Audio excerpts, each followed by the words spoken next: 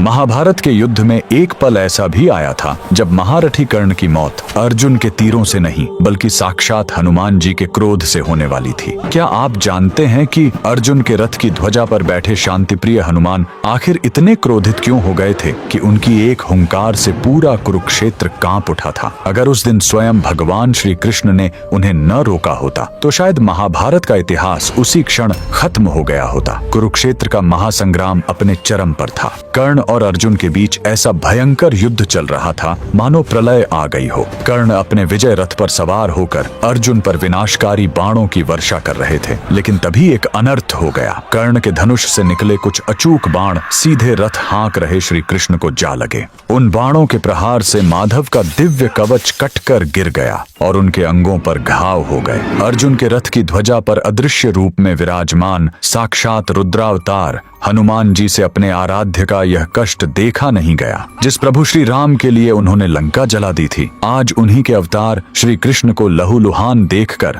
हनुमान जी का महाक्रोध ज्वालामुखी की तरह फट पड़ा। वे भयंकर गर्जना करते हुए अपना विराट रूप धारण करके कर्ण को मारने के लिए ध्वजा से उठ खड़े हुए। उनकी उस एक गगन भेदी गर्जना से कौरव तो क्या, स्वयं पांडव भी थर थर कांपने लगे। ऐसा लगा मानो आज पूरा ब्रह्मांड ही फट जाएगा। हनुमान जी का वो प्रलयंकारी रूप देखकर महारथी कर्ण के प्राण सूख गए। उनके हाथ से धनुष छूट गया और उनका सारथी भय से जम गया। हनुमान जी के दांत कटकटा रहे थे और उनकी आंखों से ज्वाला बरस रही थी। स्थिति को हाथ से निकलता देख भगवान श्री कृष्ण ने तुरंत हनुमान जी को रोका। माधव ने शांत स्वर में कहा, हे मारुति, शांत हो जाओ।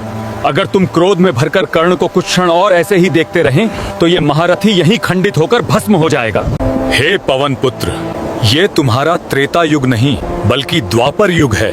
यहाँ कोई भी तुम्हारे क्रोध तो क्या, तुम्हारे तेज का एक अंश भी सहन नहीं कर सकता। अपने आराध्य श्री कृष्ण के ये वचन सुनकर हनुमान जी का क्रोध शांत हुआ और उस दिन कर्ण को एक नया जीवन दान मिला। यह घटना इस बात का सबसे बड़ा प्रमाण है कि हनुमान जी की शक्ति के आगे ब्रह्मांड का कोई भी योद्धा टिक नहीं सकता। अगर आप भी बजरंगबली के इस सर्वशक्तिशाली स्वरूप को नमन करते हैं तो कमेंट्स में पूरे गर्व के साथ जय श्री राम जरूर लिखें।